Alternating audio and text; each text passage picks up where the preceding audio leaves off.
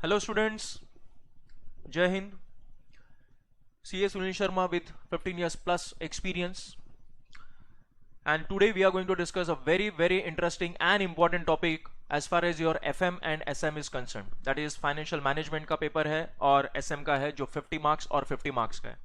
And topic is going to be very interesting और यहाँ पे मैं आपको एग्जाम ओरिएंटेड बताऊंगा and the topic will be very simple for you.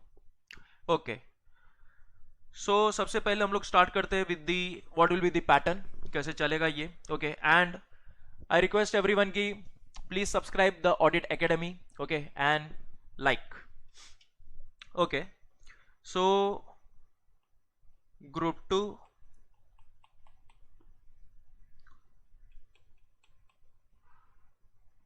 Financial management. Okay, total marks 50, जिसमें से 35 marks and 15 marks will be MCQ. हाँ, ये सब्जेक्टिव टाइप होगा जहां पे आपको प्रॉब्लम्स दिए जाएंगे और उसे सॉल्व करना पड़ेगा and the 15 marks will be of MCQ. Okay, and the similar pattern आपका चलेगा स्ट्रेटेजिक मैनेजमेंट के पेपर में भी, दैट इज द 35 मार्क्स है और 15 मार्क्स है. ओके, सो ये तो क्लियर हो गया कि this is the group 2 financial management and it is one of the scoring paper. और यहाँ पे मेरा ये इंटेंशन होगा कि मतलब कि हम जो ये टॉपिक को है एकदम सिंप्लीफाई करा दे सो दैट कि आप उसको एग्जाम में कॉन्फिडेंटली अटेंड कर पाओ. Second thing, what one should remember before starting with the topic. okay, कोई भी टॉपिक स्टार्ट करने के पहले कौन सी चीजें आपको पता रहनी चाहिए कि फर्स्ट ऑफ ऑल कि एवरेज मार्क्स कितना है एंड वेरी इंपॉर्टेंट थिंग कि सर टाइम कितना लगना चाहिए. सो सबसे इंपॉर्टेंट चीज है कि मतलब यहाँ पे मार्क्स, कितने मार्क्स का ये क्वेश्चन हमारे एग्जाम में आ सकता है, because this lecture is purely deliver from the point of view of exam oriented. कि एग्जाम्स जो हमारे 180 मिनट्स का होगा, जैसे आपको पता है कि हमेशा मैं 3 आवर्स नहीं बोलता, इट इज ऑफ 180 मिनट्स. और जो हमारा प्लानिंग होता है वो होता है 150 मिनट्स का, जिसको हम लोग 3 स्लॉट में डिस्ट्रीब्यूट कर देते हैं, that is 50 minutes and 50 minutes है. ठीक है, तो आज जो हम लोग स्टार्ट कर रहे हैं वो है लेवरेजेस है and for how much marks it is going to come. So averagely 10 marks के लिए आता है. एंड सबसे important thing, and this is not only for the FM और SM सब्जेक्ट के लिए, या हर एक सब्जेक्ट के लिए आप ये पैटर्न अप्लाई कर सकते हो. That is for your accountancy, for your taxations. Okay, कोई भी पेपर के लिए आप ये स्ट्रेटेजी को एडप्ट कर सकते हो. Before starting with the topic, ठीक है, आपको सबसे पहले लेक्चरर को ये पूछना है कि ये कितने मार्क्स का आएगा. दैट इज ऑफ 10 मार्क्स है. और एग्जाम में, because this is purely the exam oriented, so how much time I am going to take for this question in the exam. Okay, so time limit will be, in case अगर ये 5 marks का आ रहा है,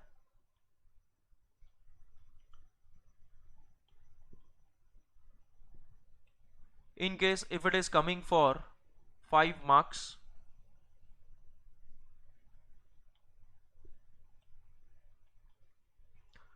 तो 6 और 7 minutes में ये आपका हो जाना चाहिए.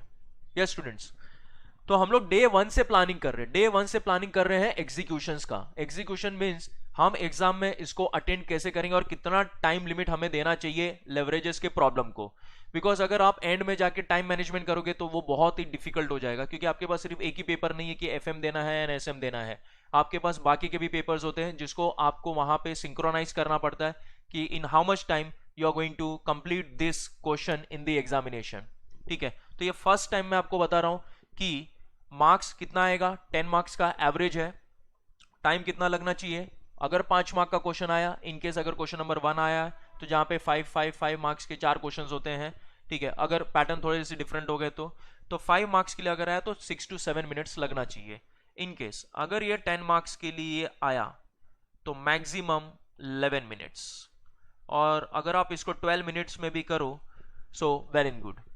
तो आपको ये याद रहे कि when you are doing self study, ठीक है, जब आप सेल्फ स्टडी कर रहे हो तो आप एक टाइमर लगा के करो. नॉर्मली क्या होता है कि स्टूडेंट जब सेल्फ स्टडी करने के लिए बैठता है तो बोलता है कि अरे यार आज 5 घंटा पढ़ लिया, आज 6 घंटा पढ़ लिया, ओके, कुछ ना कुछ मोटिवेशनल देख के मतलब कि आज 8 घंटा पढ़ लिया, बट स्टूडेंट सबसे इंपॉर्टेंट चीज आपको क्या मार्क करना है कि उसका आउटपुट क्या हो गया, ठीक है।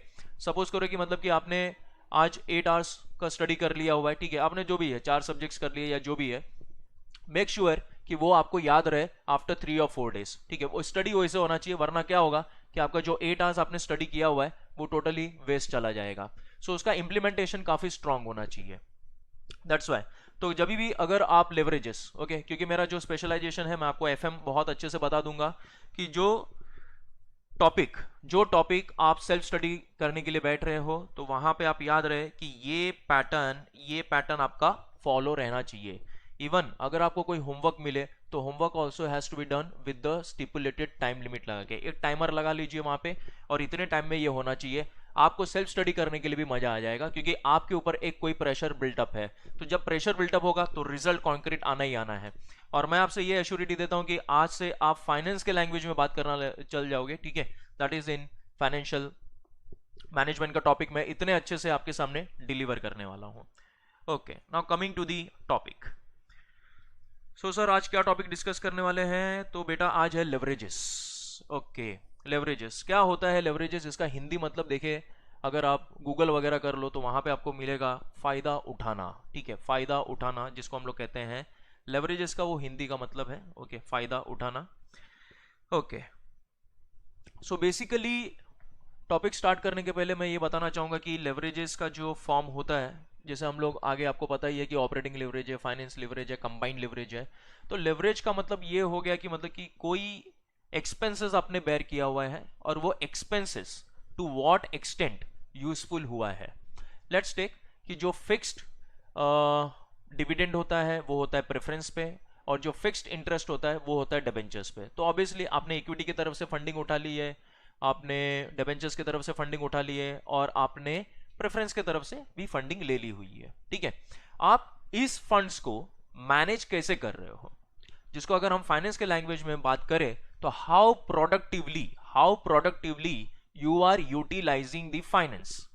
ऑब्वियसली जैसे अगर आप एक अकाउंट्स पढ़ो तो वहां पे उनका काम है बैलेंस शीट बनाना, उसके बाद में जो काम चालू होता है वो होता है फाइनेंशियल मैनेजमेंट का, कि हम बिजनेस को यहीं पे रखें, कि हम बिजनेस को डाइवर्सिफाई करें, कि हम बिजनेस को एक्सपांशन करें।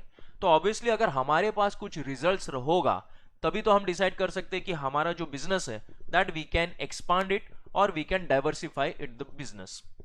लेट्स टेक फॉर एग्जांपल जैसे Tata steel. Okay, so Tata steel, अब टाटा के तो काफी प्रोडक्ट्स हैं, जैसे आपको भी पता है Tata steel, Croma Tata, west side Tata enterprises, ठीक है, नैनो टाटा, उसके बाद तनिष्क टाटा। तो मतलब आप ये सोच रहे हो कि मतलब कि इतने सारे डाइवर्सिफाइड बिजनेस एक टाटा कैसे मैनेज करता होगा। तो ऑब्वियसली एक फाइनेंशियल मैनेजमेंट टीम होगी जो उनको बताई होगी कि देखो इतना इतना प्रॉफिट्स हमारे कोर बिजनेस में से मिल रहा है, देयरफॉर आप दूसरे बिजनेस में शिफ्ट हो सकते हो, that is what we called as a diversification of business, या तो आप अपने बिजनेस को एक्सपांड कर सकते हो। ये मेंटालिटी और ये साइकोलॉजी से हम ये पढ़ेंगे, that is the topic called as leverages. Okay, अब आगे बढ़े विद द फॉर्मेट। एक प्रॉपर फॉर्मेट होता है जिसमें हम काम करते हैं इन द लेवरेजेस। सो देख लेते हैं स्टूडेंट्स कि what will be the format. हाँ, दो चीज आपको याद रखनी है, फर्स्ट इज द फॉर्मेट है और सेकंड है कि what are the applications of formula, ठीक है। सो फॉर्मेट होगा आपका, स्टार्ट होगा with sales, that is the turnover. So this will be the sales. Sales में से हम माइनस करेंगे वेरिएबल कॉस्ट। वेरिएबल कॉस्ट तो क्या होता है variable cost? Variable cost depends upon the level of production. अगर इसकी डेफिनेशन देखा जाए तो variable cost depends upon the level of production. जितना ज्यादा अगर आप प्रोडक्शन करोगे खर्चा उतना ज्यादा होगा। तो ठीक है, वेरिएबल कॉस्ट के कंपोनेंट्स कौन कौन से देख लेते हैं कि वीसी के कंपोनेंट्स कौन कौन से हैं। तो पहला तो है मटेरियल, लेबर और ओवरहेड्स। हाँ, मटेरियल, लेबर और ओवरहेड्स ये कंसिस्ट करता है आपका VC, that is the variable cost. ठीक है, तो ये कंसिस्ट करता है आपका variable cost, that is material, labour and overheads. अब अगर आपको ज्यादा प्रोडक्शन करना है तो मटेरियल ज्यादा लगेगा, अगर आपको कम प्रोडक्शन करना है तो मटेरियल कम लगेगा, depends upon the level of production. The higher the production, the higher will be your variable cost, the lower the production, lower the variable cost. मतलब वेरिएबल कॉस्ट इसलिए उसका नाम दिया गया है variable, depends upon the level of production. Okay, तो ये clear हो गया। तो अगर हमने सेल्स में से VC माइनस कर दिया तो हमें टेक्निकली मिलता है वहां पे कंट्रीब्यूशन। यस, सेल्स में से हमने माइनस कर दिया वेरिएबल कॉस्ट तो हमें मिलेगा कंट्रीब्यूशन। अब कंट्रीब्यूशन एक तरीके का ये टेक्निकल नाम है जो वेरिएबल कॉस्ट को माइनस करके हमें जो आंसर मिलता है उसे हम कहते हैं कंट्रीब्यूशन। सिमिलरली लाइक जीपी अगर आपको कैलकुलेट करना है तो gross profit is equals to sales minus COGS, that is the cost of goods sold. Okay, minus. तो जैसे हमारे पास कॉस्ट दो तरीके के होते हैं बेटा, ठीक है, one is the variable cost and another is the fix cost. शाबाश, another is the fix cost. So हमें मिलेगा क्या, earning before interest and tax. ठीक है, इसको थोड़ा एब्रीवेशन में भी डाल देते हैं, EBIT। ओके, सो हमें मिलेगा earning before interest and tax. तो वापस से एक बार फॉर्मेट को देख लेते हैं। सेल्स से हमने स्टार्ट किया हुआ है, माइनस वेरिएबल कॉस्ट तो हमें मिलेगा कंट्रीब्यूशन, माइनस फिक्स कॉस्ट अगर हम करेंगे तो हमें मिलेगा earning before interest and tax, interest and tax. तो now what is the FC, fix cost क्या होता है? So what is fix cost? Fix cost ये होता है कि irrespective level of production it remains constant, same, irrespective level of production it is going to remain constant, मतलब ये same रहेगा। तो सर कोई एग्जांपल, बेस्ट एग्जांपल हम लोग ले सकते हैं रेंट। रेंट तो मान के चलो कि अगर आप कोई बिजनेस कर रहे हो, कोई प्रॉपर एक बिजनेस कर रहे हो और वहां पे आपका रेंट है 50,000, लेट्स टेक 50,000 है, ठीक है। अब आपका बिजनेस चले या नहीं चले, ठीक है, इससे कोई मतलब नहीं है, आपको 50,000 वहां पे करना ही पड़ेगा, that is your fix cost जो है रेंट, वो आपको पे करना ही पड़ेगा। उसमें कोई और दो राय नहीं है कि मतलब कि जैसे बिजनेस चले, हाँ जैसे बिजनेस चले, जैसे बिजनेस नहीं चले, वो डिपेंड होता है आपका वेरिएबल कॉस्ट पे but not on the fix cost. Fix cost है कि irrespective level of production it is going to remain constant. Okay, उसके बाद उसके बाद हम लोग माइनस करेंगे interest. Now this can be the interest on debentures या तो इंटरेस्ट ऑन लोन, ठीक है, ये हो सकता है आपका इंटरेस्ट ऑन डिबेंचर्स या तो फिर इंटरेस्ट ऑन लोन। जैसे हमने यहाँ पे देखा है कि EBIT। Okay, so what will be the interest this one, जो आपने फंडिंग लिया हुआ है डिबेंचर्स के तरफ से। ओके, तो डिबेंचर्स को जैसे मैंने आपको बोला कि वहां पे हमको फिक्स रेट ऑफ इंटरेस्ट देना पड़ता है, या तो अगर आपने बॉन्ड्स इशू किया हुआ है तो बॉन्ड्स में हमें fix rate of interest payment करना पड़ता है। So interest on loan, bonds नहीं ले लेते, लोन ले लेते, ठीक है। ओके, सो इंटरेस्ट ऑन डेप्ट या तो interest on loan.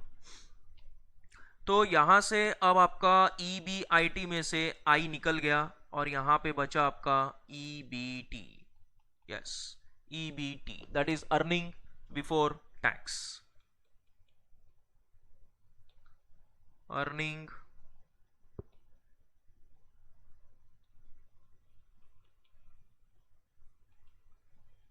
Earning before tax, EBT।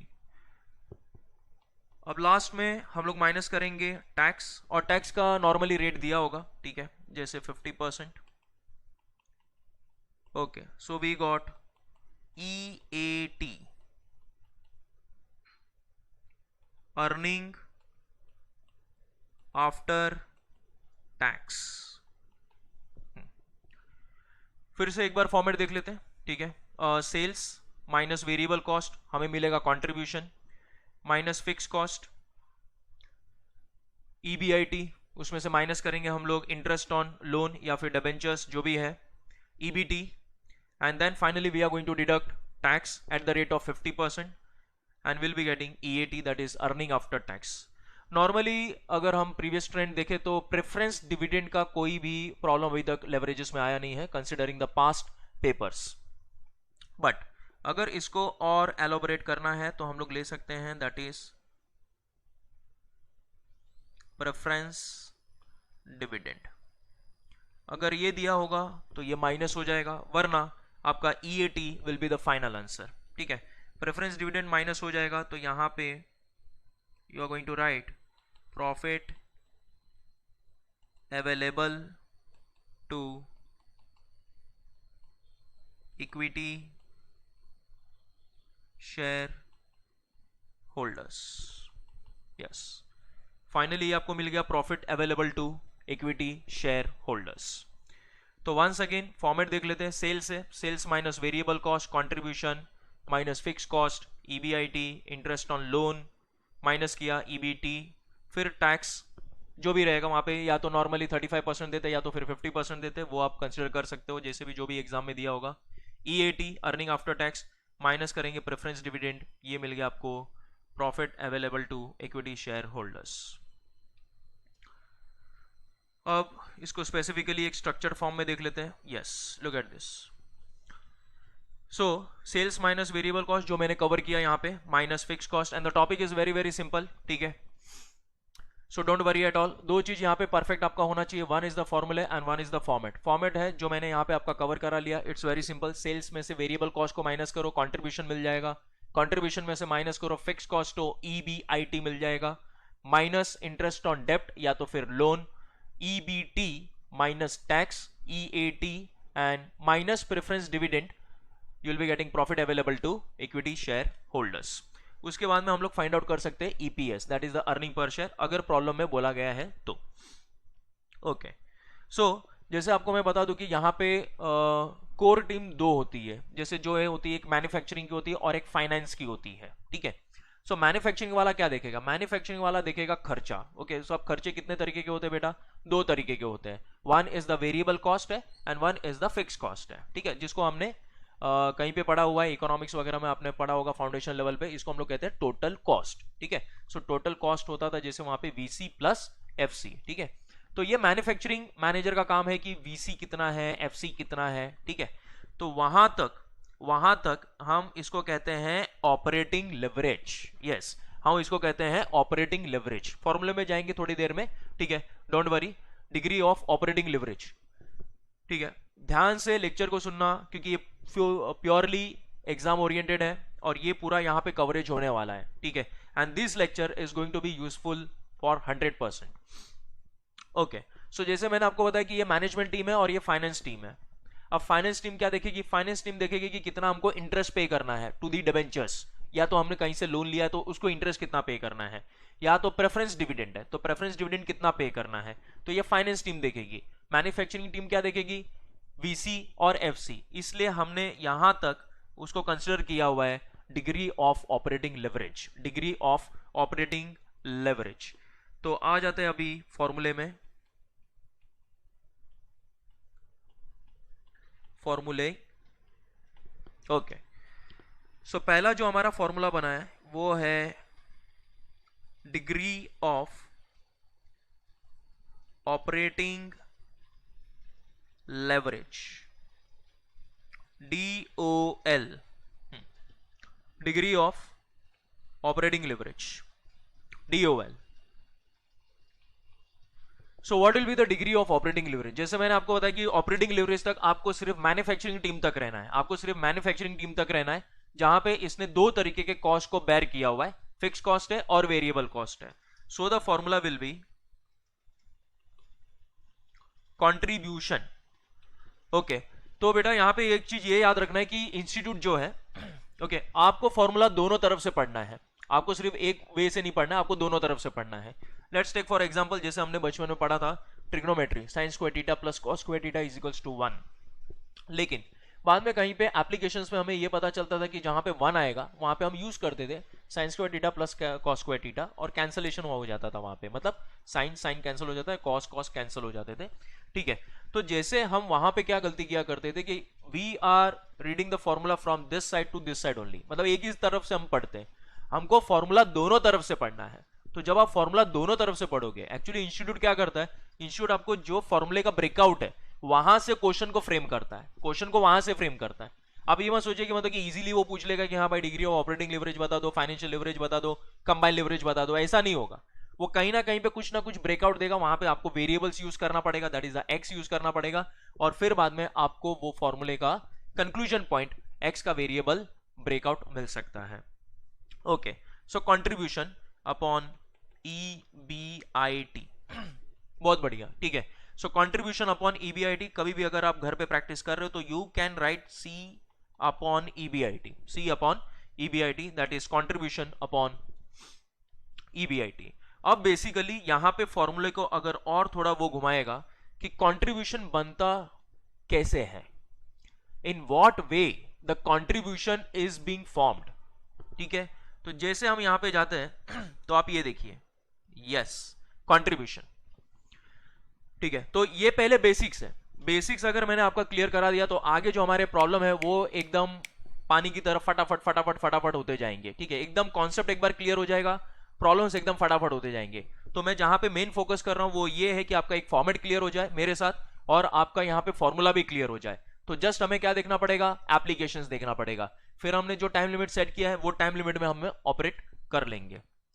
Okay, तो अब कंट्रीब्यूशन कितने तरीके से बनता है, एक तो yes sales minus variable cost से बनता है, और दूसरा EBIT plus fix cost plus होगा।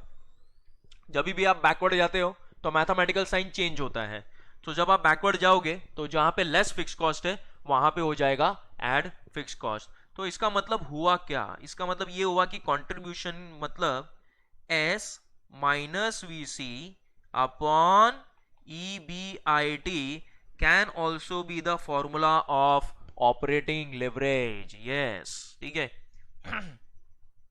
इसको हम कहते हैं 360 डिग्री प्रिपरेशंस। हर एक तरीके से, हर एक तरीके से, क्योंकि इंस्टीट्यूट कोई भी गेम खेल सकता है, यहां पे हमको काफी सतर्क रहना पड़ेगा। तो हर एक तरीके से हमको अपने आप को प्रिपेयर करना पड़ेगा कि क्या इस चीज का प्रॉपरली ब्रेकआउट्स होते जाएगा। ठीक है, सो OL हुआ सेल्स माइनस VC, क्योंकि सेल्स माइनस VC क्या होता है बेटा, कंट्रीब्यूशन होता है। ठीक है, क्या और एक फॉर्मूला OL का बन सकता है, बोलो बेटा बन सकता है, यस सर बन सकता है, कौन सा, EBIT plus fix cost, fantastic. Okay,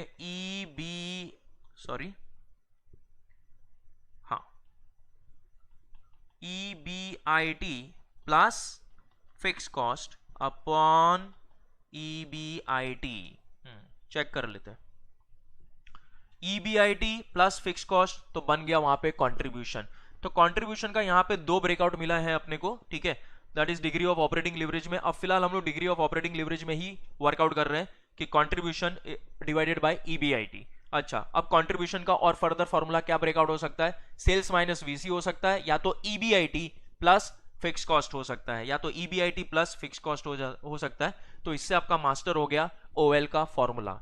हाँ, तो सर वो परसेंटेज परसेंटेज परसेंटेज वाला, रुको बेटा, ठीक है, धीरे धीरे, ज्यादा भागो मत, एक एक कॉन्सेप्ट को मास्टर करते रहो, ज्यादा घाई मत करो। काफी स्टूडेंट्स को मैंने देखा हुआ कि काफी मतलब एक, हाँ सर क्लियर हो गया, फटाफट फटाफट, चलो सर आगे करते आगे करते।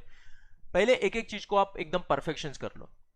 परफेक्शन इतना होना चाहिए कि रात को किसी ने उठा के पूछ लिया कि भाई OL का फॉर्मूला बताओ, FL का फॉर्मूला बताओ, तो बोलोगे कि हाँ EBIT अपॉन EBT। अच्छा, EBIT का और क्या हो सकता है आगे आगे, हाँ ये सब चीज, मतलब माइंड में इतना आपका कांस्टेंट हो जाना चाहिए हर एक चीज कि आप किसी भी वक्त उसको आंसरेबल कर पाओ।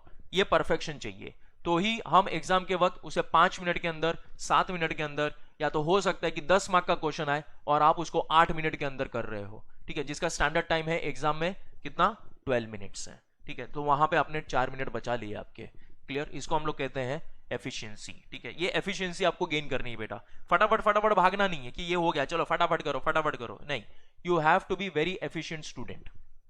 ओके, क्योंकि यहां पे मेरा इंटेंशन यही नहीं कि मैं आपका सिर्फ FM ऑफ CA इंटर के ग्रुप 2 का क्लियर कराऊं। ठीक है, यहाँ पे कि अगर आप इस फाउंडेशन को क्लियर करोगे तो जैसे मतलब this is the foundation of AFM जो आपका सीए फाइनल में पेपर है, ठीक है। तो वहां पे जब आप जाओगे तो 20% इसी चीज का एप्लीकेशन वहां पे होता है, ठीक है। ओके, सो ओएल यहाँ पे हो गया। ओके फैंटास्टिक, तो ओएल का हमें 3 ब्रेकआउट मिल गया। अब तो कौन सी टीम है बेटा, यहाँ पे अभी है मैन्युफैक्चरिंग टीम। मैन्युफैक्चरिंग टीम ने जो ये खर्चा किया इसलिए उस लेवल को हमने कहा ऑपरेटिंग लिवरेज, इसलिए हमने उसको कहा है ऑपरेटिंग लिवरेज।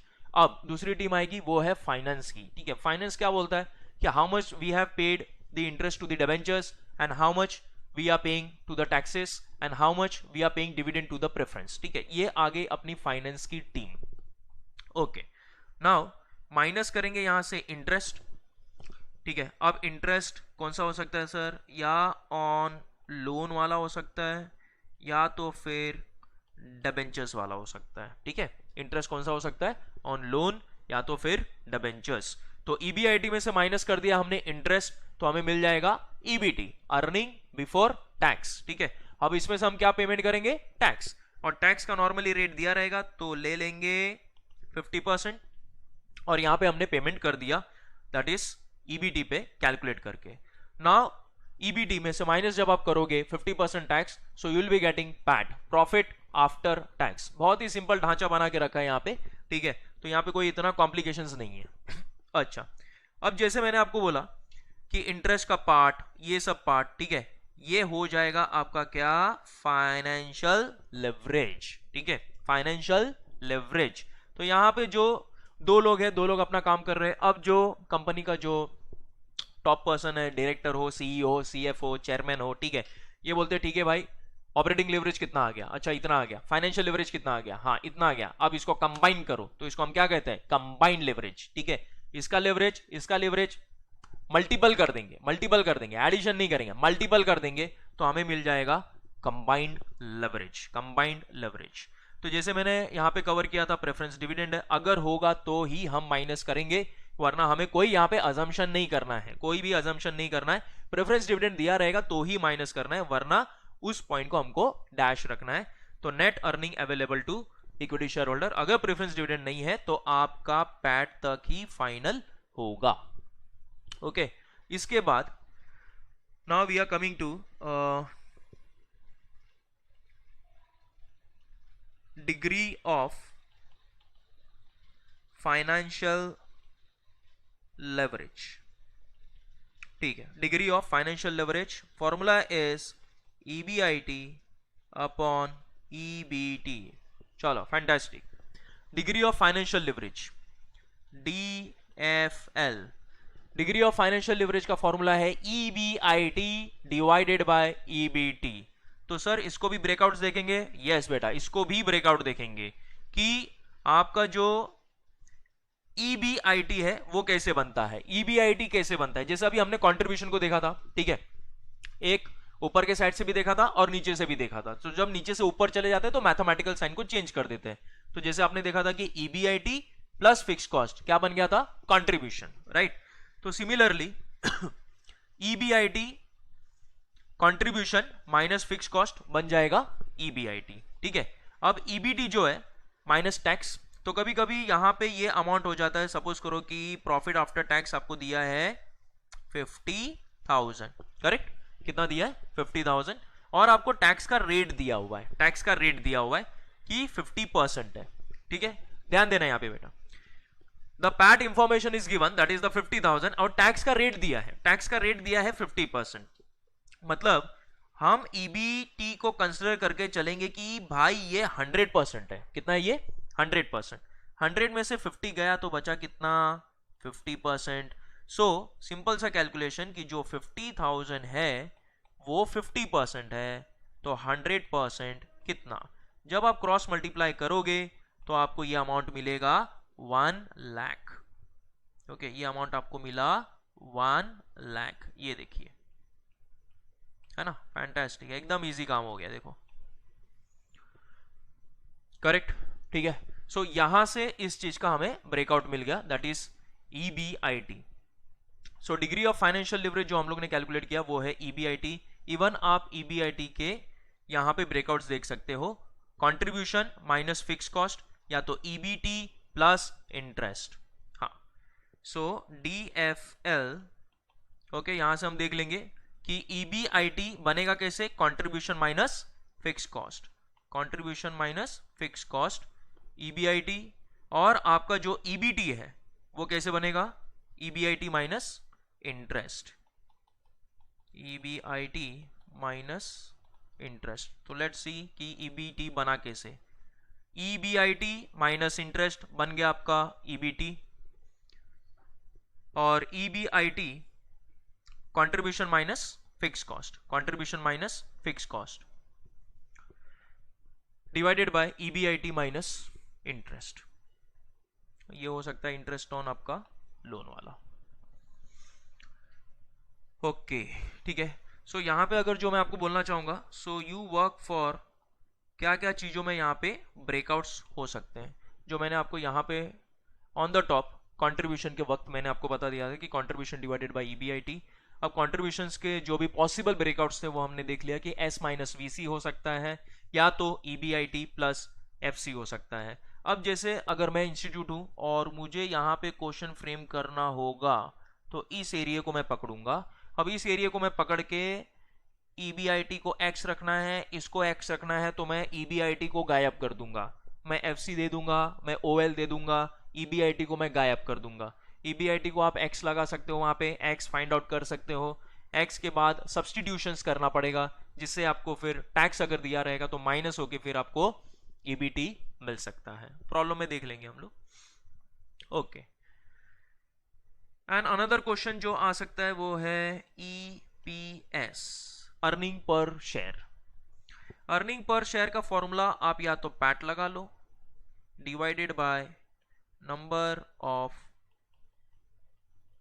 Equity shares. ठीक है, बढ़िया। सो ईपीएस का फॉर्मूला यहां पे बन गया, that is the PAT divided by the number of equity shares. Okay, so ये था फॉर्मेट। सो ये था यहां पे आपका degree of financial leverage. Okay, अब बात करते हैं डिग्री ऑफ कंबाइंड लिवरेज की। डिग्री ऑफ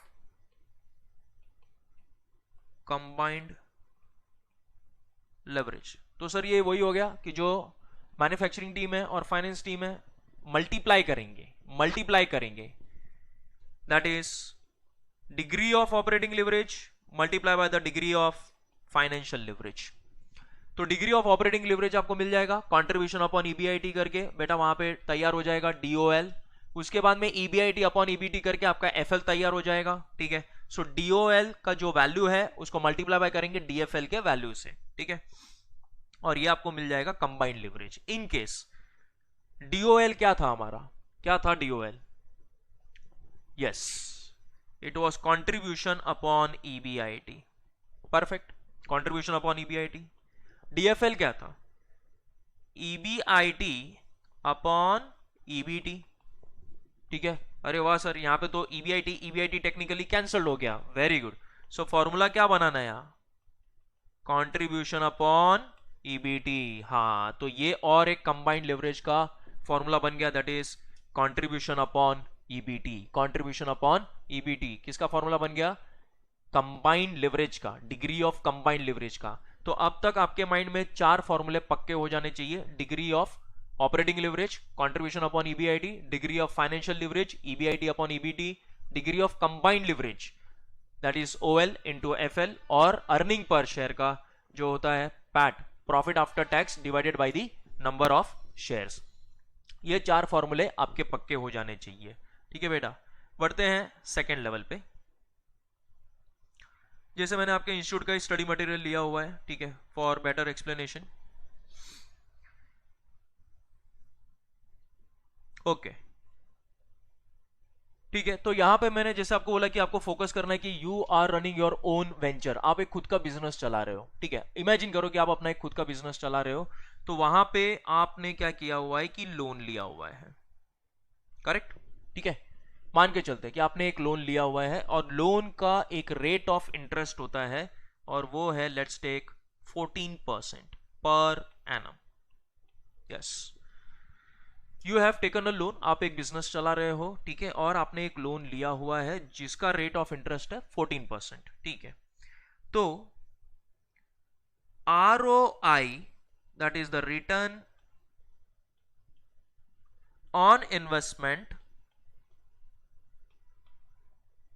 कितना होना चाहिए? Now this is not a rocket science, कोई एक रॉकेट साइंस नहीं है कि मतलब कि जिसके लिए आपको अल्फा बीटा गामा वामा वामा सब लगा के यहाँ पे आपको फाइंड आउट करना पड़ेगा कि हाँ सर रिटर्न ऑन इन्वेस्टमेंट ये ऐसा होगा। बिल्कुल नहीं, इट्स अ वेरी सिंपल कि आपने किसी से कर्जा लिया हुआ है, यू आर पेइंग 14%, तो ऑब्वियसली आपका ROI जो है वो 14 से ज्यादा होना चाहिए। गॉट इट, 14 से ज्यादा होना चाहिए, मतलब आपका जो कॉस्ट है that has to be less and ROI आपका ज्यादा होना चाहिए। इसलिए इंस्टीट्यूट ने इसको एक नाम भी दिया हुआ है, ठीक है, sword, okay, double edge sword. I think so यहाँ पे इंस्टीट्यूट ने कवर किया होगा।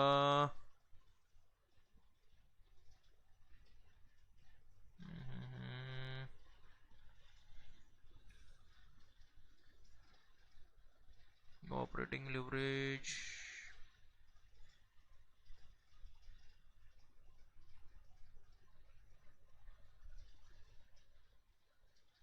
ठीक है, DOL दे दिया यहाँ पे, ठीक है, लाइन से जाते हैं देख लेंगे, मिल जाएगा वहां पे।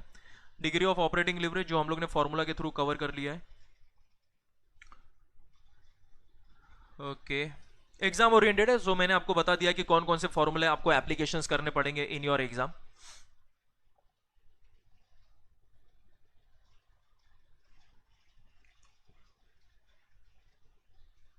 फाइनेंशियल लिवरेज है, degree of financial leverage, EPS, okay, हाँ, ये देखो डबल एज स्वॉर्ड, या जिसकी मैं बात कर रहा था अभी, ये देखिए। सो डबल एज स्वॉर्ड क्या होता है कि जैसे मैंने आपको अपने एग्जांपल में बता दिया कि you have taken a loan और बेटा आप उसका 14% इंटरेस्ट भर रहे हो, ठीक है। तो आपके बिजनेस में आपको मुनाफा कितना कमाना है, तो ऑब्वियसली सर उसे तो ज्यादा ही कमाना पड़ेगा क्योंकि 14% तो मैं बैंक को दे रहा हूं, तो मुझे बचेगा क्या फिर, ठीक है। हाँ, ये देखिए financial leverage, ROI should be greater than K/D, KD बोल सकते हो इसको, हम कहते हैं कॉस्ट ऑफ डेब्ट, कॉस्ट ऑफ डेब्ट। तो कितना था बेटा कॉस्ट ऑफ डेब्ट? 14% था सर, कितना? 14%। अब मान के चलो कि आप उस बिजनेस में 20% अर्न कर रहे हो, ROI कितना है बेटा आपका? 20%। बैंक को कितना दे रहे हो ब्याज? 14%। पॉजिटिव, आपका बिजनेस एकदम बहुत ही अच्छा चल रहा है and this is positive indication है कि आप बिजनेस बहुत अच्छी तरीके से चला रहे हो क्योंकि कहीं से आपने फंडिंग उठाई हुई है, 14% है, और यहाँ पे ROI आपका आ रहा है 20%। जैसे यहाँ पे एग्जांपल लिया इन्होंने, ROI है 25% और यहाँ पर है 15%, तो ऑब्वियसली ROI आपका ग्रेटर है देन कॉस्ट ऑफ डेब्ट, जिस KBSD जो हम लोग कॉस्ट ऑफ कैपिटल में इसको विस्तार से पढ़ेंगे वहां पे। तो सरप्लस है यहाँ पे। अब सरप्लस क्या होगा? सरप्लस हम शेयर होल्डर में बांट सकते हैं, ठीक है, okay. So surplus receive to the equity share holder, हम EPS उनको बांट सकते हैं, ठीक है। जबकि वाइसे वर्से सिचुएशन में अगर हम आते हैं कि अगर सर मैंने 14% से लोन उठाया हुआ है and what if I am getting ROI of 10%, तो बेटा बिजनेस थोड़ा सा खराब चल रहा है, ठीक है। तो इसको कैसे करेंगे, ये देखिए, ठीक है, ROI, यहाँ पे कुछ साइन का गड़बड़ी है लगता है, तो हाँ, क्योंकि यहाँ पे साइन का थोड़ा सा मिस्टेक किया होगा, शायद से इंस्टीट्यूट से यहाँ पे मिस्टेक हो गया होगा, ठीक है। कि ROI मतलब दोनों जगह पे कैसे होगा कि ROI ग्रेटर देन KBSD है तो भी पॉजिटिव है ROI, ठीक है, ये यहाँ पे होगा आपका लेस, ठीक है, ये साइन नहीं होगा, ओके, थोड़ा सा मिस्टेक हो गया हो सकता है इंस्टीट्यूट की तरफ से, ठीक है, ओके। सो KBSD आपका ज्यादा है ना, ये देखिए एग्जाम्पल में कवर किया, इंस्टीट्यूट से वहां पे थोड़ा सा मिस्टेक हो गया है, ठीक है, चलेगा, कोई इशू नहीं है, ओके। सो KBSD आपका ज्यादा है, मतलब you are taken a loan at the rate of 15% और आपका ROI आ रहा है 10%, ओके। सो इसका मतलब कि सर मेरा तो रिटर्न कम है और जिससे मैंने ब्याज लिया हुआ है उसको मैं कर्जा भर रहा हूं 15% के हिसाब से, तो ये 5% का डेफिसिट क्या होगा? Okay, to be born by the equity share holder, मतलब ये वापिस से हमारा EPS ड्रॉप हो जाएगा, EPS हमारा क्या होगा? ड्रॉप हो जाएगा। जबकि अगर हमने फेवरेबल कमाया तो हमारा EPS क्या होगा? ऊपर जाएगा, यहाँ पे, गेटिंग इट। सो इसलिए हम इसको कहते हैं yes, financial leverage as a double edge sword. Fantastic, ठीक है, काफी अच्छा कॉन्सेप्ट है यहाँ पे। ओके, तो ये हुए अपने फॉर्मूले। Now let's see.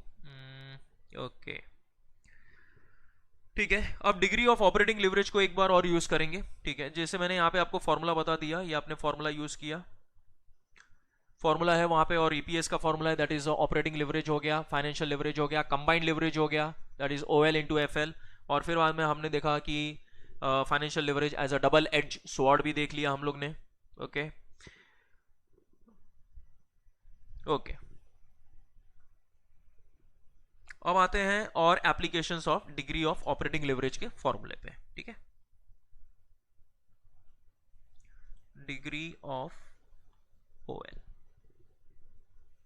उसका फॉर्मूला है percentage change in EBIT upon percentage change in sales. Yes, percentage change in EBIT upon percentage change in sales. Sir ये तो अभी कंफ्यूजन हो गया। पहले तो आपने बोला कि ओएल का फॉर्मूला कंट्रीब्यूशन अपॉन EBIT, बहुत मेहनत करके वहां से ब्रेकआउट देखा था कि contribution is equals to sales minus variable cost. ये अभी डिग्री ऑफ ऑपरेटिंग लिवरेज में कौन सा नया फॉर्मूला घुसा दिया यहाँ पे, percentage change in EBIT upon percentage change in sales. Okay, तो बेटा ये सिचुएशन के ऊपर डिपेंड रहेगा कि आपको ये फॉर्मूला यूज करना है कि नहीं करना है। ठीक है, वरना आपका जो नॉर्मल फॉर्मूला है that is degree of operating leverage वाला, वही आपको यूज करना है। ठीक है, तो सर पता कैसे चलेगा कि हमें ये यूज करना है? तो एक क्वेश्चन के थ्रू मैं आपको बता सकता हूं, and this we are preparing purely from the examination point of view. तो यहां पे ओके,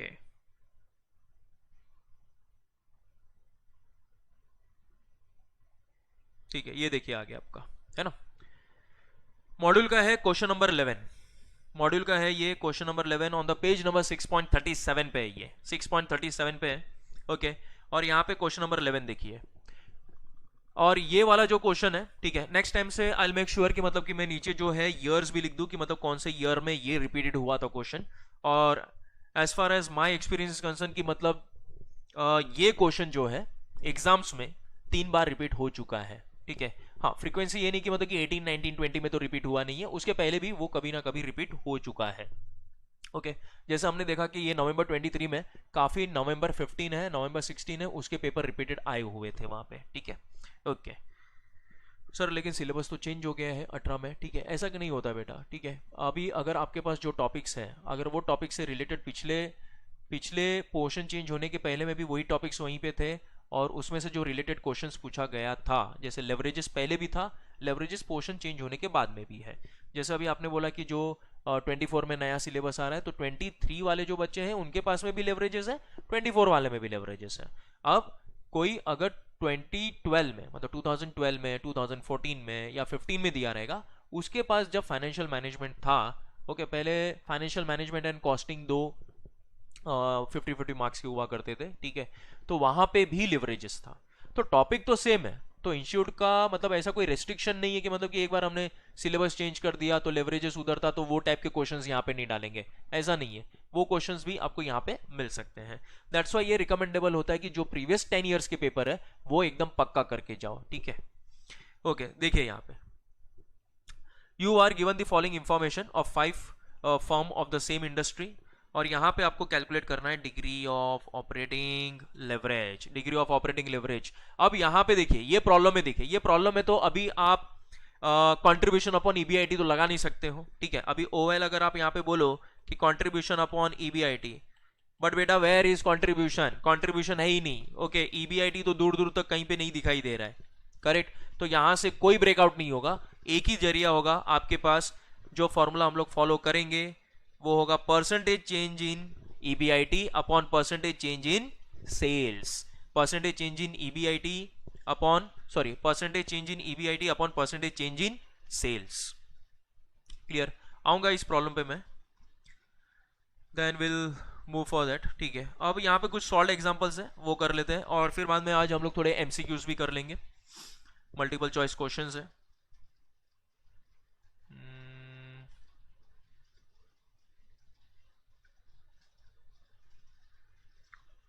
ओके,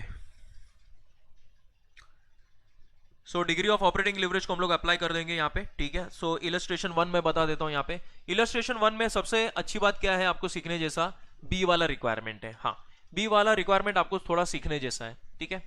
अब जैसे company produces and sales 10,000 shirt है। कितने शर्ट बेच रहे हो बेटा आप? 10,000 शर्ट बेच रहे हो। एक शर्ट की कीमत है 500 रुपया, एक शर्ट की कीमत है 500 रुपया, और 10,000 आप शर्ट बेच रहे हो, तो ये 50 लाख रुपया हो गया आपका सेल्स। सबसे पहली बात क्या करना है? सबसे पहली बात स्ट्रक्चर बना लेना है।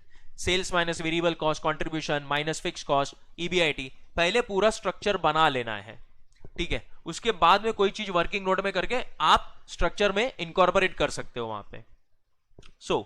अब जैसे आपने यहाँ पे रिक्वायरमेंट पढ़ा, सबसे पहला बेटा एग्जाम ओरिएंटेड में लेक्चर्स ले रहा हूं, तो आपको सबसे पहला रिक्वायरमेंट पढ़ना है। ये नहीं कि company produces and sale 10,000 shares, नहीं, पहले नीचे पढ़ेंगे कैलकुलेट ऑपरेटिंग लिवरेज है, क्लियर हो जाना चाहिए। ऑपरेटिंग लिवरेज का फॉर्मूला क्या है? Contribution upon EBIT. चलो फॉर्मूला क्लियर हो गया। बाद में क्या पूछ रहा है? बाद में ये पूछ रहा है कि सेल्स आर अप बाय 10%, अगर सेल्स 10% से बढ़ गया, ओके, परसेंटेज आ गया, हाँ, तो क्या यूज करेंगे? ठीक है, डिग्री ऑफ कंबाइंड लिवरेज का फॉर्मूला यूज करेंगे, percentage change in EBIT upon percentage change in sales, percentage change in EBIT upon percentage change in sales use करेंगे। ये देखिए ईबीआईटी का, ठीक है। अब पता चला कि कहां पे क्या एप्लीकेशन करना है, वरना क्या होता है कि बच्चे को तो फॉर्मूला पूरा पक्का आ गया, सर फॉर्मूला तो एकदम पक्का है, बट इंपॉर्टेंट थिंग क्या होता है कि एप्लीकेशंस कहां पे करें। इंपॉर्टेंट थिंग हमारे पास ये है कि एप्लीकेशंस कहां पे करें। फॉर्मूला तो सब आ गया, रात भर बैठ के, ठीक है, रट्टा मार लिया हुआ है, फॉर्मूला पूरा आ गया हुआ है, बट एप्लीकेशंस नहीं आ रहा है। आपको क्या करना है, जब भी कोई भी अगर आप फॉर्मूला करते हो, जैसे मैंने आपको बता दिया, ब्रेकआउट्स देखना है, उसके बाद में उसको अप्लाई करना है। चाहिए तो आप खुद एक क्वेश्चंस बना लो और वहां पे उस फॉर्मूले को अप्लाई करना चालू करो। ओके, ये 10% था और ये इंपैक्ट देख लेते हैं। तो यहां पे मैं प्रॉब्लम कैसे स्टार्ट करूंगा? सबसे पहली बात तो मैं स्ट्रक्चर बना लूंगा। मैं एग्जाम में हूं, मैं पहले स्ट्रक्चर बना लूंगा, ठीक है। 10,000 को मल्टीप्लाई करूंगा 500 से, 50 लाख रुपया आ जाएगा। कोई कैलकुलेशंस के लिए आप ओरली भी कर सकते हो। इट इज नॉट मैंडेटरी कि मतलब कि हर एक कैलकुलेशन के लिए आप कैलकुलेटर यूज करते रहो। कभी भी मैं टेस्ट सीरीज वगैरह में देखता हूं कि मतलब कि बच्चे जो छोटे मोटे कैलकुलेशंस के लिए कैलकुलेटर यूज करते हैं, तो मैं बोला अरे बेटा ये तो आप ओरली भी कर सकते हो। बोलते सर ये एग्जाम का टाइम है, ठीक है, तो 1+1 है ना इक्वल्स टू 2 आता है ना, वो भी एक बार देखना पड़ता है, ठीक है। ऐसा मतलब इतना अभी अपने आप को आप कमजोर मत बनाओ, okay. Be a very strong student, be a very efficient student, ठीक है। खुद के ऊपर पूरा भरोसा रखो and be a confident student, okay, ठीक है। तो यहाँ पे अभी 10,000 इंटू 500 हमने किया तो 50 लाख रुपीस आ गया आपका सेल्स से, ठीक है। अभी हमको किसकी तलाश है?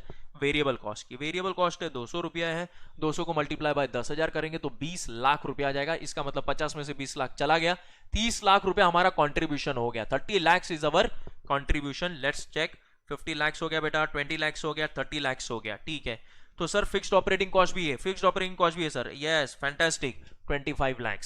25 लाख यहां से माइनस किया, ये आ गया हमारा ईबीआईटी। चलो फटाफट रिक्वायरमेंट नंबर 1 पे जाएंगे कि कैलकुलेट द ऑपरेटिंग लिवरेज। तो क्या है बेटा operating leverage? Contribution upon EBIT, ठीक है। सीधा सीधा यहाँ पे सब चीज आपने फाइंड आउट करके रखा हुआ है, आपको कोई भी ब्रेकआउट करने की जरूरत नहीं है, कोई एक्स लगाने की जरूरत नहीं है, सीधा यहाँ पे आपका फॉर्मूला मिल जाएगा। कंट्रीब्यूशन कितना है बेटा? 30 लाख, ओके। ईबीआईटी कितना मिला? 5 लाख। 5 हाउ मच द 36, ये लो, ये ऑपरेटिंग लिवरेज मिल गया आपको 6, ठीक है। लेट्स सी, ये लो, ये मिल गया आपको 6 टाइम्स। तो रिक्वायरमेंट नंबर 1 फुलफिल हो गया कि calculate the operating leverage. Sir operating leverage तो कर दिया, अब आगे क्या पूछा है? If sales are up by 10% then compute the impact on EBIT. अब सबसे इंपॉर्टेंट थिंग कि बेटा ईबीआईटी और सेल्स और परसेंटेज कौन से फॉर्मूले में देखा हुआ है? Sir percentage change in EBIT upon percentage change in sales. ये तो वापस से हमने देखा है डिग्री ऑफ ऑपरेटिंग लेवरेज में। लुक एट दिस, ये लो, ये ऑपरेटिंग लेवरेज मिल गया, ऑपरेटिंग लेवरेज मिल गया, ठीक है।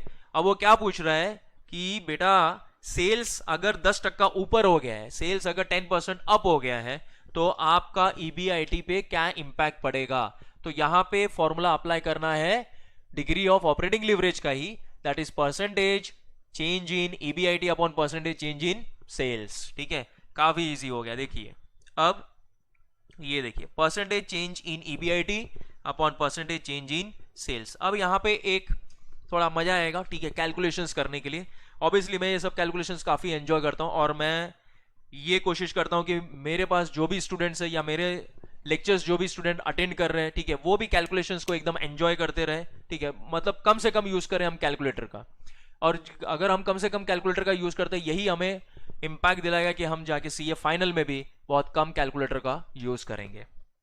ठीक है, जैसे ऑपरेटिंग लिवरेज है परसेंटेज चेंज इन ईबीआईटी। अब परसेंटेज चेंज इन ईबीआईटी अपने को पता नहीं है, लेकिन हमारे पास है ईबीआईटी 5 लाख है। ईबीआईटी कितना है बेटा?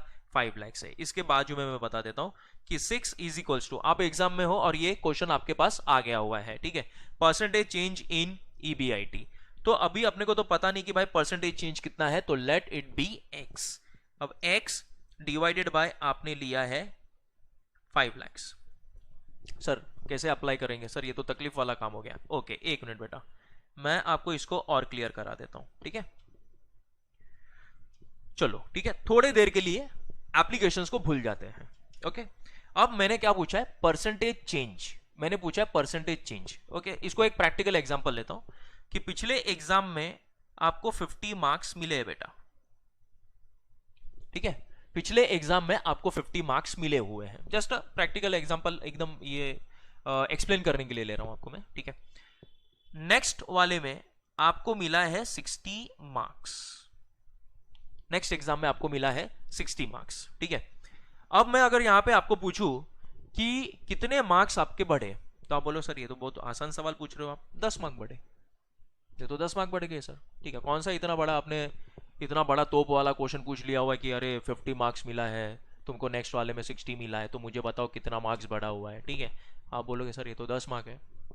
अब मैं क्वेश्चन चेंज करता हूं, अब मैं बोलता हूं कि by what percentage this exam, मतलब previous exam you got 50 marks and in this exam you got 60 marks. So by what percentage your marks has been increased. अब कोई मैथमेटिक्स के हमारे महारथी स्टूडेंट रहते, वो बोलते हैं सर 10%। ओके, क्या बात है, ठीक है, 10%। कैसे 10%? सर 50 से 60 हो गया, 10 हो गया ना सर, तो 10% हो गया ना, इतना क्यों दिमाग लगाने का इतना। वेरी गुड, ठीक है, 10% हो गया ये उनके हिसाब से। ओके, 50 मार्क्स आपको मिले पहले एग्जाम में और ये मिला आपको, हाँ कुछ लोग कैलकुलेटर पे कैलकुलेट करना चालू भी कर दिए होंगे। ओके, अच्छा, तो 50 मार्क्स मिला। हाँ, this I am making you the better explanation कि how this is going to be incorporated overall. वरना क्या होगा कि आप सर ओवेल ऐसे कैसे लगा दिया आपने, एक्स अपॉन ईबीआईटी ले लिया है, कुछ भी लगा रहे हो, क्या है ये, ठीक है, ऐसा नहीं होना चाहिए। द सिंपल थिंग कि how we are incorporating this formula. यहां पे क्या लिखा है? Change in EBIT. अगर मुझे कोई चीज में चेंज देखना है तो मुझे कितने वेरिएबल्स की जरूरत है, मतलब कितने कंपोनेंट्स की जरूरत है? तो मुझे कंपोनेंट्स की जरूरत है दो कंपोनेंट की जरूरत है, एक पहले वाला और एक अभी वाला, ठीक है। अब अगर आप मुझे बोलोगे आई गॉट 50 मार्क्स, तो मैं कोई चेंजेस नहीं बता सकता हूं। आप अगर मुझसे बात करोगे और बोलोगे कि sir in the previous exam I got 50 marks and in this exam I got 60 marks, हाँ अब मैं कंपैरिजन कर सकता हूं क्योंकि मेरे पास दो चीजें हैं, पिछले वाले और अभी वाले, ठीक है। अच्छा, तो यहां पे अभी अगर आप 10 करोगे, है ना, डिफरेंस कितने का है? 10 डिवाइडेड बाय आप क्या करोगे? 50, क्योंकि बेस क्या था? 50 था। कहां से बढ़ा? 50 से 60 बढ़ा, ठीक है। हाँ, थोड़ा मैथ समझा रहा हूं। 50 से 60 बढ़ा, तो कितना बढ़ा? 10 डिवाइडेड बाय 50 इंटू 100। इसको आप कैलकुलेटर पे करोगे तो आपको मिला 20%। आपको क्या मिला? 20%। अब एक चीज यहां पे आपने अगर नोटिस किया होगा, तो मुझे न्यूमरेटर में भी कुछ चाहिए और मुझे डिनोमिनेटर में भी चाहिए। Look at this, percentage change in EBIT upon percentage change in sales, ठीक है। तो अब आते हैं हमारे एक्चुअल फॉर्मूले में, that is percentage change in EBIT upon percentage change in sales. Okay, ठीक है बेटा, साथ में लगे रहना है, साथ में लगे रहना है, ठीक है। जैसे जैसे मेरा यहाँ पे कवरेज हो रहा है, आपका भी उसी के साथ कवर हो जाना चाहिए। Make sure about that. Okay, OL is equals to percentage change in EBIT. Sir ये क्लियर हो गया, फॉर्मूला तो सर क्लियर हो गया। जो 50 और 60 वाला भी समझा है सर, ये भी एकदम दिमाग में बैठ गया हुआ है, एकदम बैठ गया हुआ है सर। आगे बताइए क्या करना है? तो ठीक है बेटा, क्या करोगे आप? OL is equals to percentage change in EBIT upon percentage change in sales. तो क्या बेटा आपके पास OL है? हाँ है, ठीक है। अब जो मैथ्स में बहुत इंटरेस्टेड होगा कि अगर OL मिल गया, वो बच्चा अंदर से बहुत खुश हो जाता है, अरे भाई OL तो मिल गया हुआ है, ठीक है, ओके। अच्छा, अब यहां पर क्या हो रहा है कि if the sales are up by 10%, if the sales are up by 10%, मतलब आपका सेल्स कितना है? 50 लाख है। तो 50 लाख का जो 10% आता है बेटा वो है 5 lakhs, डिवाइड करेंगे with the original amount 50 lakhs, थोड़ा बाहर चला गया, ठीक है, 50 lakhs लिखा है मैंने वो, ठीक है। आपके कन्वीनियंट के लिए इसको लिख देते हैं यहां पे, ठीक है। 6 इज इक्वल्स टू, हाँ पहले हमने क्या लिखा था? 5 lakhs डिवाइडेड बाय 50 lakhs। तो सर ऊपर तो कोई इंफॉर्मेशन अवेलेबल नहीं है, ऑब्वियसली आपको देखना है कि आपका EBIT कितना है, EBIT कितना है, क्योंकि आपका जो बेंचमार्क है इसको रख के ऊपर वाला वैल्यू चेंज हुआ है, गॉट इट, इसको रख के ऊपर वाला वैल्यू चेंज हुआ है, तो वो कितना है पता नहीं, तो वो ले लेते हैं x। इट्स लाइक सिंपल कि एक बच्चा मिला मुझे, तो वो बोलता है कि see this time I got 60 marks, this time I got 60 marks, but this is 20% more than the previous marks which I have got, okay, जो मेरे एग्जांपल है उसी को मैं सपोर्ट कर रहा हूं। एक बच्चा मिला मुझे, ठीक है, अब वो मेरे साथ कुछ मैथ्स के गेम खेल रहा है, तो बोल रहा है कि look at this time I got 60 marks and this mark is 20% more than the previous mark। तो उसको मैं क्या बोलूंगा? ओके, योर 60 इज 120%, है ना, 60 इज 120%, सो व्हाट इज 100%? तो ये मिल गया मुझे 50, ओके। तो मेरे पास ऊपर वाले नंबर नहीं थे, देखो, है ना, ठीक है। तो x डिवाइडेड बाय मैंने 5 lakhs किया क्योंकि EBIT मेरे पास है। तो सर इसको आप कैलकुलेट करके x 3 lakhs कैसे लेके आए? ओके वेट करो बेटा, एकदम शॉर्टकट बता देता हूं मैं आपको। सबसे पहली बात, जो जहां पे 2 नंबर दिख गए उसको पहले आप शॉर्ट में निपटा दो। पहले 5 लाख डिवाइडेड बाय 50 लाख 0.1, ठीक है, कितना आ गया? 0.1, ओके फैंटास्टिक। तो सर ऊपर वाले को ऐसे ही रखे? हाँ ऐसे ही रखो बेटा, x divided by 5 lakh that is EBIT। अभी 0.1 को मल्टीप्लाई बाय 6 कर दो, तो ये बन गया बेटा 0.6, है ना, 0.6। अब आएगा x अपॉन 5 lakhs, ओके वाह, ठीक है, मिल गया, लो आपका x is equals to 5 lakhs multiply by 0.6, finally we got the value of x 3 lakhs। Simple simple, एकदम सिंपल बनाना है बेटा इसको, ठीक है। कॉम्प्लिकेशंस तो अपने सिलेबस है ही, उसको अपने को यहाँ पे क्या बनाना है? Simple, okay.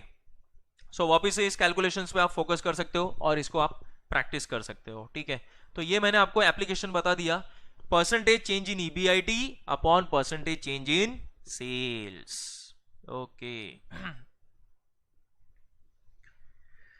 फाइनेंशियल लिवरेज आपको मैंने बता दिया, फाइनेंशियल लिवरेज का फॉर्मूला क्या है बेटा? EBIT upon EBT, yes, and provided उनके ब्रेकआउट्स भी आपको देखने पड़ेंगे।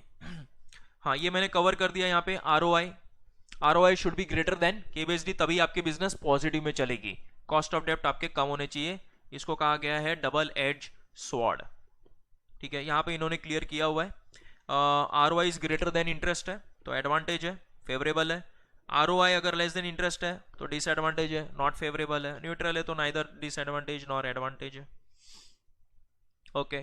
कंबाइंड लिवरेज का जो हमने फॉर्मूला कवर किया था वो यहाँ पे दिया हुआ गया है, ओके। OL एंड FL है, ठीक है। सो OL is what? Contribution upon EBIT, and FL is what? That is EBIT upon EBT, जहां पे हमने टेक्निकली इस दोनों को कट कर दिया था। सो कंट्रीब्यूशन अपॉन EBT मिल गया। क्या मिल गया बेटा यहाँ पे? कंट्रीब्यूशन अपॉन EBT, ओके, ठीक है। अब degree of combined leverage, degree of combined leverage, so degree of operating leverage जहां पे आपने फॉर्मूला देखा था, ठीक है। हाँ अब मेरे हिसाब से अगर आप ये फॉर्मूला यहां पे देख लो तो आपका सब चीज का कवरेज हो जाएगा, जो एग्जाम्स के लिए काफी इंपॉर्टेंट है, और यहां पे फुल फ्लेज कवरेज हो जाएगा। इसके अलावा मुझे नहीं लगता कि आपको कोई और एडिशनल चीज करना पड़ेगा, क्योंकि इतने फॉर्मूले में ही इंस्टीट्यूट हमें कोई ना कोई ब्रेकआउट वाले क्वेश्चंस देगा और उसको आप इजीली क्रैक कर पाओगे और confidently as well. Okay, so what was the degree of operating leverage? चलो बेटा 2 मिनट के लिए एक बार वापस से रिकैप कर लिया जाए, ठीक है। सो पहला OL, operating leverage contribution upon EBIT, ठीक है। वो ब्रेकआउट्स वाले आप बाद में देख लेना आराम से, ठीक है। जब उसके ब्रेकआउट्स आपको पता चल जाएगा, परफेक्शंस वहां पे ऑटोमेटिकली आ जाएंगे। So degree of operating leverage contribution upon EBIT. हाँ, लेकिन एक चीज को मिस आउट नहीं करना है, डिग्री ऑफ ऑपरेटिंग लिवरेज का और एक फॉर्मूला है, percentage change in EBIT upon percentage change in sales. ये डिग्री ऑफ ऑपरेटिंग लिवरेज का और एक फॉर्मूला है। डिग्री ऑफ फाइनेंशियल लिवरेज है, ठीक है, डिग्री ऑफ फाइनेंशियल लिवरेज है that is EBIT upon EBT, ठीक है। और एक फॉर्मूला है यहां पे देखिए, degree of financial leverage, okay, percentage change in EPS upon percentage change in EBIT. अगर आप ड्रॉप होके यहां पे इस पेज पे ड्रॉप होके यहां पे इस फॉर्मूले को कर रहे हो तो आपका ओवरऑल कवरेज हो जाता है, क्योंकि ओएल का जो था फॉर्मूला वो भी कवरेज हो जाता है, एफएल का जो था वो भी कवर हो जाता है। इसी के साथ आपका मिल जाता है DCL, that is degree of combined leverage. ये देखिए, percentage change in EBIT upon percentage change in sales, ठीक है। अगर मान लो कि कभी हमने फॉर्मूला भूल गए, किसका, एफएल का भूल गए, तो ये समझना कि जो ऑपरेटिंग लिवरेज में न्यूमरेटर में आ रहा है, जो operating percentage change of sales की बात कर रहा हूं, दूसरी जगह पे अप्लाई मत करना, जो परसेंटेज आ रहा है वहां पे इसको अप्लाई करना। तो जो न्यूमरेटर में आ रहा है, ठीक है, वो एफएल में डिनोमिनेटर में आएगा, क्योंकि टेक्निकली दोनों क्या हो जाएंगे बेटा, कट हो जाएगा, ठीक है। तो इसको तो मैंने यहां पे ले लिया, ठीक है। अब दिक्कत आ गई कि न्यूमरेटर में क्या होगा, दिक्कत ये आ गई कि न्यूमरेटर में क्या होगा, न्यूमरेटर में होगा आपका percentage change in EPS, earning per share, क्योंकि फाइनेंस है। फाइनेंस में सबसे पहले हमको खुश किसको करना पड़ता है, हमारे इक्विटी शेयर होल्डर्स को, हमारे इक्विटी शेयर होल्डर्स को हमें खुश करना पड़ता है, सो दैट कि ईपीएस। और ये जो हम फाइनेंशियल मैनेजमेंट पढ़ रहे हैं, इसका एप्लीकेशंस कहां पे होगा, सर प्रैक्टिकल एप्लीकेशंस का है। काफी स्टूडेंट्स मुझे पूछते हैं कि सर कहां पे अप्लाई करेंगे, इतना तो पढ़ रहे हैं, कहां पे अप्लाई करेंगे, ठीक है। अब सपोज करो कि बेटा कि मैंने आपको बोला कि ठीक है, अदानी एंटरप्राइजेस के शेयर्स हैं और हिंदुस्तान यूनिलीवर लिमिटेड के शेयर्स हैं, ठीक है, कौन से शेयर्स को लेना चाहिए, ओके। अब यहां पे क्या होता है कि यहां पे दो चीजें डिसीजंस हम लेते हैं, या तो हम फंडामेंटली लेते हैं स्टॉक मार्केट में, या तो हम फंडामेंटली लेते हैं जिसको आपने काफी जगह पे पढ़ा हुआ है, फाइनेंशियल स्टेटमेंट्स कैसे हैं, जैसे बैलेंस शीट कैसी है, इनकम स्टेटमेंट कैसा है, ठीक है, और कैश फ्लो स्टेटमेंट कैसा है। तो फाइनेंशियल स्टेटमेंट कैसा है, इसको हम लोग कहते हैं फंडामेंटल एनालिसिस। और टेक्निकल एनालिसिस, बहुत सारे चार्ट्स होते हैं, एक्सपोनेंशियल मूविंग एवरेज होता है, डेली मूविंग एवरेज होता है, कैंडलस्टिक होता है, ये सब चीज जाके आप विस्तार में एएफएम में सीखोगे इन सीए फाइनल में, ठीक है। तो मैं चूज कर रहा हूं अदानी एंटरप्राइजेस को कि भाई मैं अदानी एंटरप्राइजेस के शेयर्स लेने वाला हूं। बट आप मुझे पूछोगे बेंचमार्क क्या है, व्हाई यू आर कंसीडरिंग और why you are taking the shares of Adani Enterprises. मैं बोलूंगा comparatively the EPS is more, yes, comparatively the EPS is more, मतलब अर्निंग पर शेयर जो है वो अदानी एंटरप्राइजेस का ज्यादा है as compare to HUL, that is Hindustan Unilever Limited से ज्यादा है इसका ईपीएस। तो यहां पे मुझे कुछ बेंचमार्क चाहिए, ऐसे नहीं कि मतलब कि स्टॉक ब्रोकर है कोई भी शेयर्स बोल देगा कि ठीक है भाई ये शेयर्स ले लो, हाँ इसके उठा लो शेयर, सिप्ला के उठा लो, ठीक है, एक्सिस बैंक के उठा लो, तो ऐसे नहीं होगा। आप after becoming a chartered accountant आपको स्टॉक मार्केट, आपको इन्वेस्टमेंट, ठीक है, ये सब चीज देखने का नजरिया काफी डिफरेंट हो जाएगा, ओके। जैसे मैंने आपको बताया कि on the benchmark of EPS, ठीक है। तो फाइनेंशियल लिवरेज, अब फाइनेंशियल लिवरेज में हम लोग क्या देखते हैं कि मतलब कि first we have to satisfy to our share holders, और शेयर होल्डर कुछ बेंचमार्क पे हमारे शेयर्स लेता है, और सबसे इंपॉर्टेंट बेंचमार्क कौन सा है, ईपीएस है। ईपीएस होगा, पीई रेशियो होगा, पीई मल्टीपल देखेंगे हम लोग, प्राइस अर्निंग रेशियो होगा, मार्केट प्राइस पर शेयर होगा, ठीक है।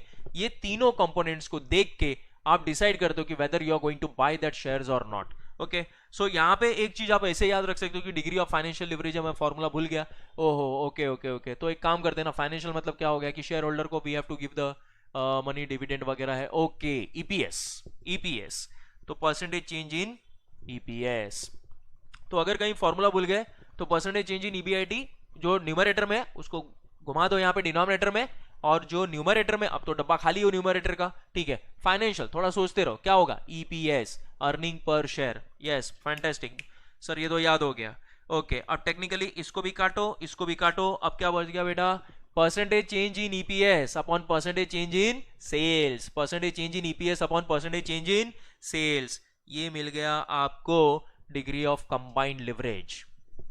परफेक्टली ये आपको मिल गया डिग्री ऑफ कंबाइंड लिवरेज।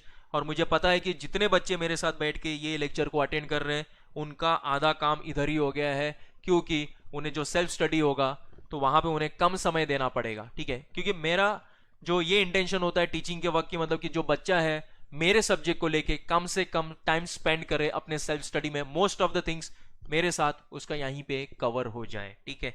जैसे आज हमारा कवर हो गया, फॉर्मूला कवर हो गया। सबसे इंपॉर्टेंट बेस और फंडामेंटल क्या है लेवरेजेस का? फॉर्मूला, और सर फॉर्मेट भी एकदम पक्का हो गया है। ओके तो आइए नेक्स्ट प्रॉब्लम करते हैं। यहाँ पे इलस्ट्रेशन नंबर 3 कर लेते हैं यहाँ पे, ठीक है। तो सेल्स दिया हुआ है, सेल्स है 24 लाख, वेरिएबल कॉस्ट है 50%, ठीक है। इसको हम लोग कुछ ओरल भी कर सकते हैं यहाँ पे।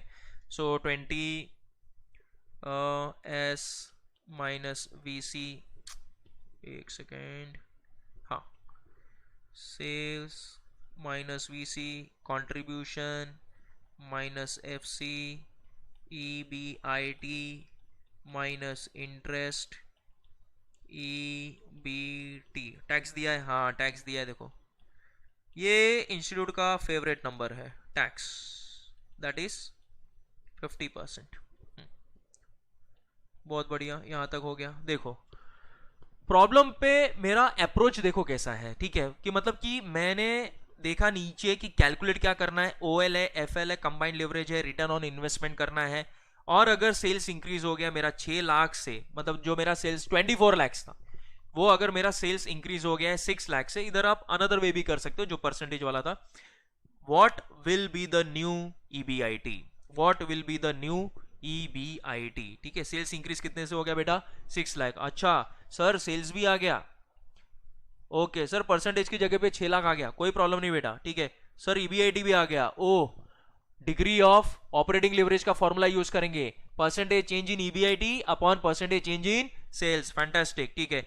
ये देखो ये सेंटेंस आते ही आपने फॉर्मूले को पिकअप कर लिया। वहां पे एग्जाम में आप बैठे हो, if sales increase by 6 lakh what will be the new EBIT, सीधा डिग्री ऑफ ऑपरेटिंग लिवरेज। पहले तो डिग्री ऑफ ऑपरेटिंग लिवरेज को फाइंड आउट करेंगे, क्योंकि जब तक डिग्री ऑफ ऑपरेटिंग लिवरेज को फाइंड आउट नहीं करेंगे तब तक हमारा ई वाला एक्टिवेट नहीं होगा।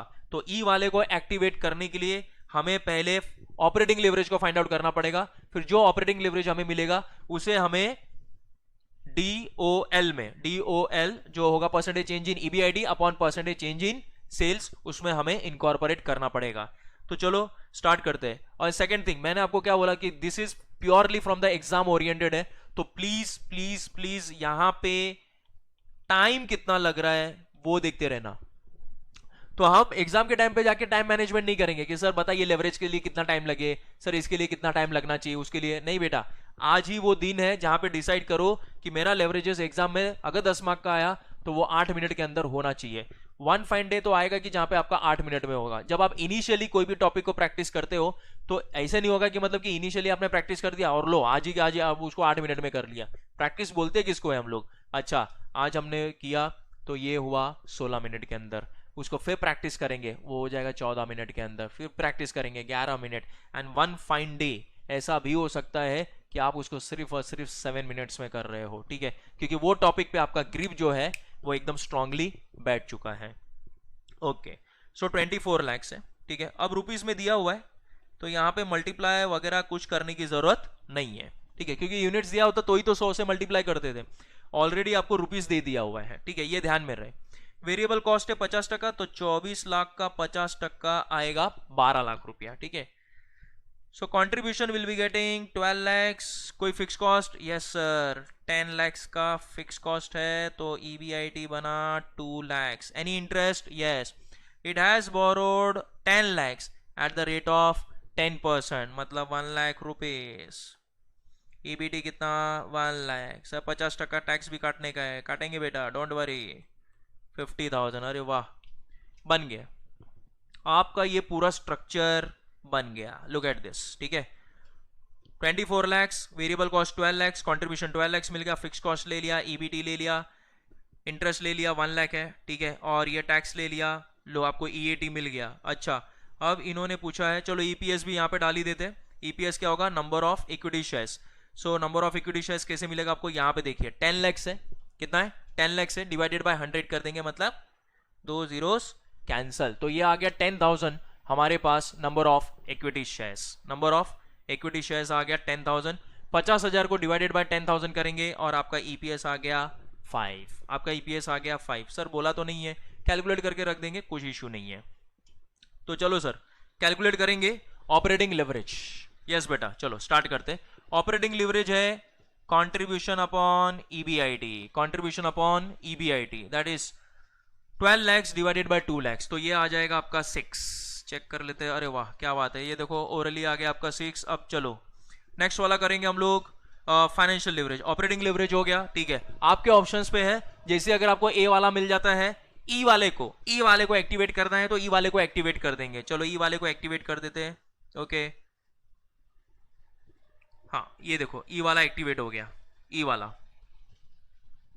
ऑपरेटिंग लेवरेज मिल गया 6 टाइम्स है, ठीक है। अच्छा, अब OL इज इक्वल्स टू क्या था, ये भी फॉर्मूला लिख सकते हो, change in EBIT, delta change in EBIT upon change in sales, ठीक है।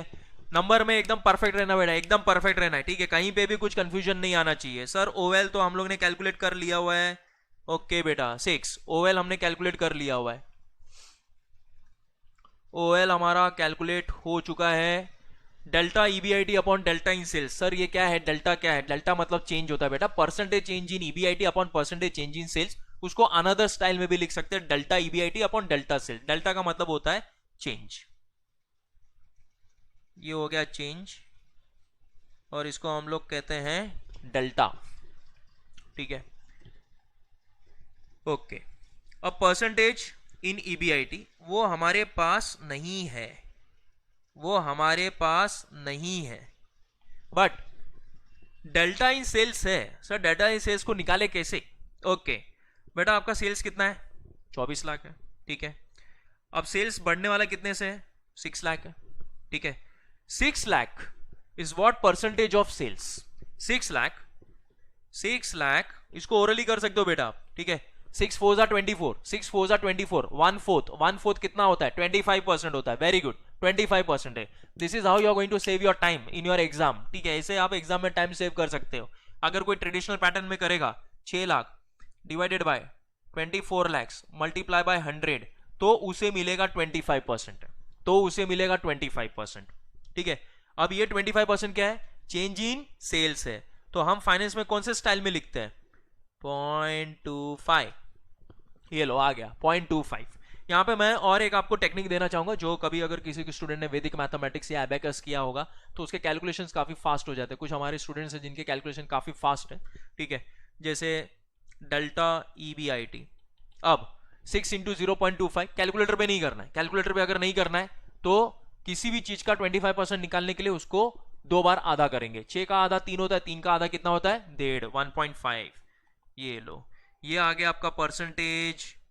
देखो सर कैसे कैसे क्या क्या क्या पता है सर, वापिस बता दो, ठीक है बेटा, ओके। यहाँ पे क्या आपने निकाला है सर 25% है ना ये, तो हाँ किसी भी चीज का 25% निकाला है। नॉर्मली क्या होता है कि जैसे अगर आपके FM लेवल में या फिर अगर आप आगे जाओगे तो नॉर्मली 25% का कैलकुलेशन ज्यादा करके होता है। जैसे 12.5% होता है तो हम अपने स्टूडेंट्स को कहते हैं कि बेटा 1/8 यूज कर लो। 1/8 का मतलब क्या होता है 12.5% होता है, ठीक है। वैसे ही 25% मतलब जो नंबर होगा उसका 2 बार हम लोग हाफ कर देंगे, ठीक है। तो जैसे 6 है तो 6 का हाफ कर दिया हमने 3, और 3 का हाफ कर दिया 1.5। ये एग्जाम में आप अपने कैलकुलेटर पे थोड़ा सा टाइम सेव कर सकते हो। तो हमें मिल गया यहाँ पे डेल्टा EBIT दैट इज 1.5। अब इंक्रीज इन EBIT, ओके, तो अब हम जाएंगे और EBIT देखेंगे। EBIT कितना है बेटा आपका 2 लाख है, ठीक है, 2 लाख है। EBIT कितना आपके पास 2 लाख है। अब आपके पास आंसर क्या मिला 1.5, okay. How much you have got 1.5। ये देखिए इंक्रीज इन EBIT कितना होगा, मतलब जो भी वहां पे इंक्रीज आपको मिलेगा, जो भी इंक्रीज मिलेगा आपको that is OL is equals to delta EBIT upon delta sales. आपको जो भी वहां पे इंक्रीज मिलेगा उसको जस्ट यहाँ पे आप इनकॉर्पोरेट कर दोगे, दैट इज 1.5 मिला था हमें, याद है आपको 6 इंटू 0.25 किया था आपको 1.5 मिला था। and finally you have got 3 lakhs, that is change in EBIT, that is new EBIT 3 lakhs plus 2 lakhs कर देंगे तो टोटल हो जाएगा हमारा 5 lakhs। देखो ये था आपका चेंज, न्यू EBIT हो जाएगा आपका 5 lakhs का, ठीक है। तो 2 lakhs को मल्टीप्लाई बाय 1.5 करेंगे 3 lakhs आ जाएगा, 3 lakhs प्लस कर देंगे ओरिजिनल अमाउंट से, दैट इज 2 lakh, और ये आ जाएगा आपका 5 lakhs। ओके स्टूडेंट्स, ठीक है। तो यहां पे आज हम लोग ने काफी मोस्ट इंपॉर्टेंट एस्पेक्ट कवर किया है लेवरेजेस का, और काफी चीजों को एग्जाम ओरिएंटेड मैंने यहां पे कवर किया हुआ है। तो मिलते हैं नेक्स्ट लेक्चर में।